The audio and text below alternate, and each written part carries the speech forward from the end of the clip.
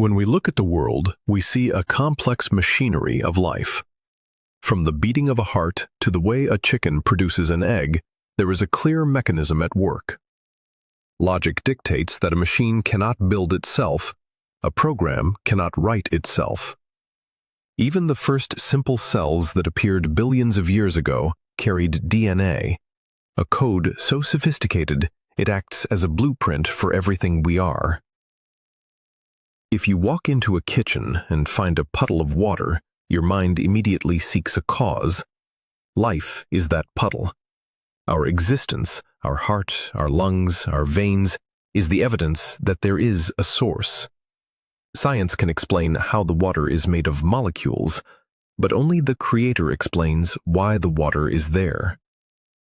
You are a masterpiece of biological engineering, and every part of your machinery proves there is a master designer. You are not just a collection of mud and chemicals.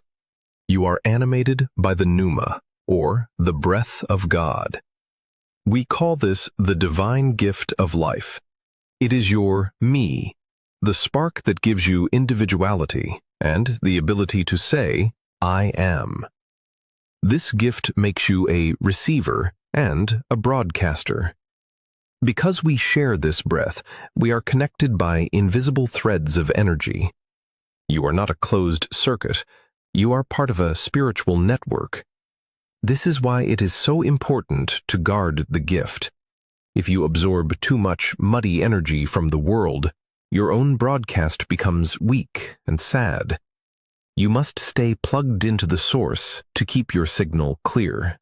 The Creator entered the world as Jesus Christ. Christos. He took on a body made of mud, just like ours. He felt the hunger, the exhaustion, and the pressure of daily life. By living as a human, he showed us how to carry the divine gift. When he was crucified, he took the short circuits of our souls, our sins and failures, and repaired them. When he resurrected, he proved that the divine gift is stronger than the grave. He is the living water. When your soul feels dry from the world's worries, he is the only one who can refill your tank. Even with the best intentions, the mud of the world gets into our machinery. We slip, we judge, we fall into fleshly desires, and we sin. These sins are like dirt in an engine. They cause us to lose our cool energy and disconnect us from the shepherd. But Christos provided a beautiful mechanism for repair: confession. He promised that if we confess our sins, he is faithful and just to forgive us and cleanse us from all unrighteousness. When you pray and openly tell him where you failed, he washes the puddle away. He does not hold a grudge. The moment you ask for forgiveness with a sincere heart, the signal is restored. You don't have to carry the weight of yesterday's mud into today. He resets your soul so you can start fresh, as clean as a butterfly emerging from its cocoon. Inside every human, a war is being fought. On one side is the flesh, the muddy machinery with old programs for selfish desires. On the other side is the spirit, the divine gift that wants to follow God.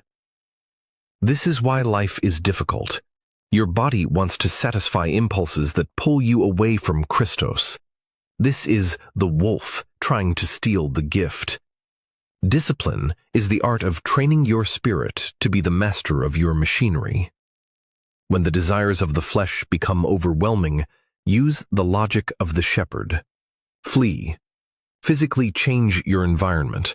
Break the signal before the machinery takes over. Prayer is the cable that plugs your machinery back into the power source. It is how you upload your burdens and download his peace. The prayer of confession for cleansing. Lord Christos, I have let the mud of the world into my heart. I have sinned in my thoughts and my actions. I confess these mistakes to you now. Please forgive me and wash my machinery clean.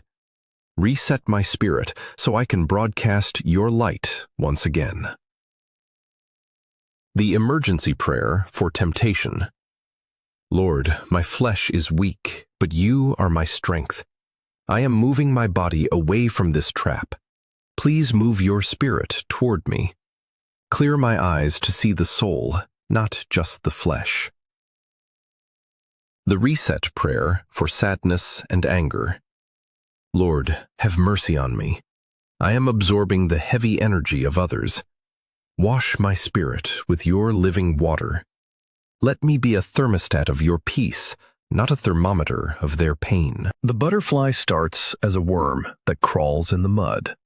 Then it enters a cocoon where it dissolves into liquid. This is exactly what happens in the Christian life. Our old worm ways, our sins and fleshly desires, must melt away through discipline and confession so that Christos can rebuild us. It proves that the Creator can take something that was dissolved and give it wings. The ultimate goal of the divine gift is union. Christ allows us to eat and drink His flesh and blood so that our machinery and His Spirit become one. When you participate in this union, you receive a protection that the world cannot understand. You begin to see people as He sees them, not as flesh objects, but as souls carrying a divine gift. You are anchored to a source deeper than the world's sadness. The world is full of noise from the wolf. To protect your gift, you must learn to distinguish the voices. The wolf's voice always speaks in fear, hurry, and hate. The shepherd's voice speaks in peace, love, and truth. To hear him, you must create silence. Read the New Testament to learn the tone of his voice. The more you read, the faster you will recognize his cool energy. Life is a journey of guarding the divine gift. Every day is an opportunity to be more disciplined and to forgive more. Because Christos was crucified for you, your me is safe. He is carrying the burdens you cannot carry. On your last day, you will not simply stop. You will take your final earthly breath and immediately inhale the air of heaven. The me that you worked so hard to protect will finally be home, reunited with the source forever.